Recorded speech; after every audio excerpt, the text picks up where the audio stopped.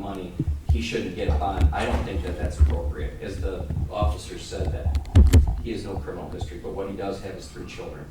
And I think that having their father at home, especially in a time like this, will probably help the entire situation. Plus, for us to be able to represent our client, for him to be able to come to our office, it would be extremely helpful for him to have a bond.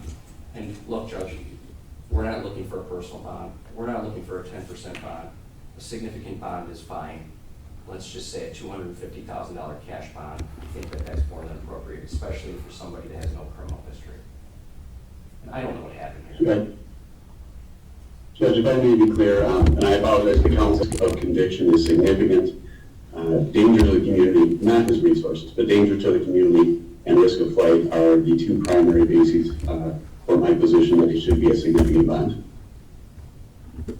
I respect Mr. Fox as well, and look, I'm not the judge and I'm not the jury, and I haven't seen the facts of this case, and everyone's presumed innocent, and my client's presumed innocent.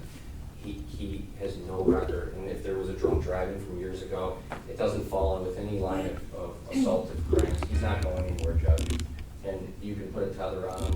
The community's going to be safe. If there's any firearms in the home, those will be brought to the police station. By a third party, I'm sorry to interrupt. By the police, police want to come there and a third party wants to, I can probably arrange that as well. If there are any, I'm not aware. Okay, as everybody is well aware, the court just read through the 8-count felony information, with the first count being homicide, felony murder.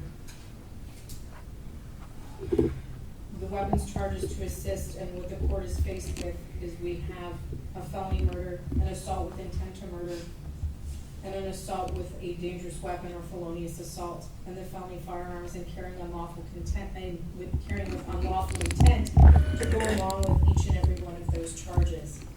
As both counsel have represented to this court is directed and guided by MCL 765.6 as well as MCR 6.106.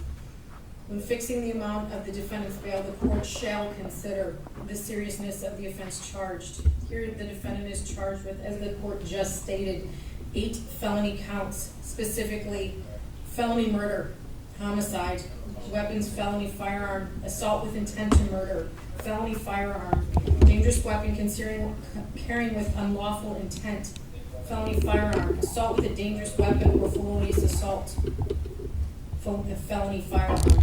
The court is faced with taking all of those into account as it relates to the seriousness of the offense or offenses charged. The second thing the court shall consider is protection of the public. The court has heard today the facts that the defendant, when this was sworn to by the Detective Frazier indicated that the defendant, while armed, took his wife from his residence in Washington Township to cross over into a different city with the purpose, while armed, to confront another individual, a citizen of this community, where it is alleged he assaulted with the intent to murder and commenced firing. Not only did he commence firing at that individual, he commenced firing with the public nearby.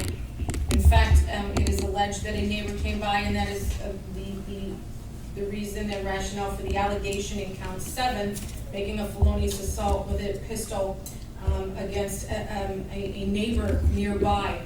These are all members of the public. Not only did we hear that there was a great concern for public safety, it is alleged that the detective has received numerous calls regarding their fear, regarding a concern for their safety. And these are our community members within this community. Cocaine and marijuana and alcohol were also found. The defendant was in and is in possession of, not right now currently as it stands, as he has been housed in the Mollicone County Jail. but the defendant is in possession of numerous weapons that remain in his home and in large gun safe is what was testified to at the swearing of this warrant. There are allegations of domestic violence, and the court takes that very seriously as it relates to this, as all of the facts that have been presented here today would seem to be the culmination of domestic violence allegations. And if proven true, are greatly tragic and very serious for this court to consider. And lastly, the court, or second to lastly, the court is to consider a previous criminal record. I know we've gone back and forth indicating that the court does have that he has a malicious destruction of personal property that was dismissed in 2001. In 2003, he did have an operating while intoxicated second offense. There was a false report of felony, and that is all the court has as it relates to the prior, as you represented, Mr. Torres, or a prior criminal history. I think ultimately, the last thing the court is to consider is the probability or improbability that the defendant will appear at trial or back to court. The court does have some serious concerns as it relates to his ability to appear, although the court does not rely solely upon the probability. Obviously, he's retained counsel, and counsel will get him here. However, the seriousness of these allegations and the safety of the public are what the court are most concerned for, the citizens of our community. There's an allegation that there is, in fact, video evidence does back up each and every one of these felony allegations, and the court has great concern for our community and the public as a whole. Therefore, pursuant to both MCL 765.6 and MCR 6.106, the court orders defendant held in custody without bail pursuant to and as stated in MCR 6.106B. The court may deny pretrial release to a defendant who is charged with murder, as we have here, Mr. Mollicone. Bond hearing shall be set within 90 days, where the court would at that point in time consider information as it relates to forfeiture of any weapons, forfeiture of the defendant's passport, and no contact with any and all witnesses and victims, alleged victims in this matter. At this point in time, sir, you have an absolute right to have a probable cause conference no less than 7 days, no more than 14 days from today's date and time. At this point in time, we will set a probable cause conference as well as a probable cause hearing date, counsel. If you wish to keep it within the time frame, you also have an absolute right to have a preliminary exam or probable cause hearing within 21 days of today's date and time. Do we wish to keep that time frame, or do you wish to set that time frame out for a probable cause conference to be? I think right now, if we can keep the probable cause conference, and then at that point, we can go from there, so once we get information. In 14 days from today. Please.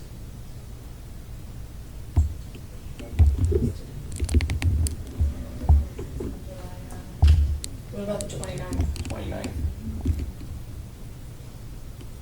Do you have the morning or afternoon? Mr. Fox, does that, I don't know who would be in charge of this matter. Is your calendar open?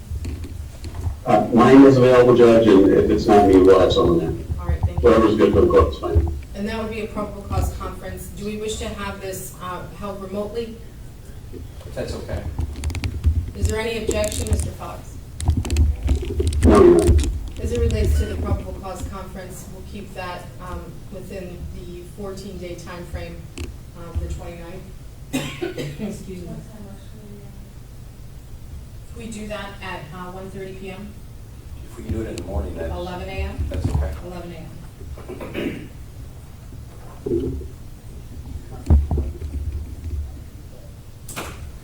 Do you wish to set or waive the time frame pursuant to statute with regard to the probable cause hearing? We'll waive the time frame pursuant to the statute.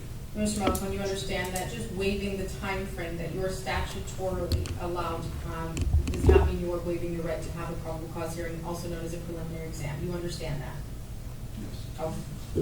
At this time, we will just set the probable cause conference within the time frame, waive the 21 days. And I will see you back here on Zoom or remotely on the 29th of July at 11 a.m. Thank you, Judge. Thank you very much. Thank you, Judge. Have a good weekend. Thank you, you as well. Thank you.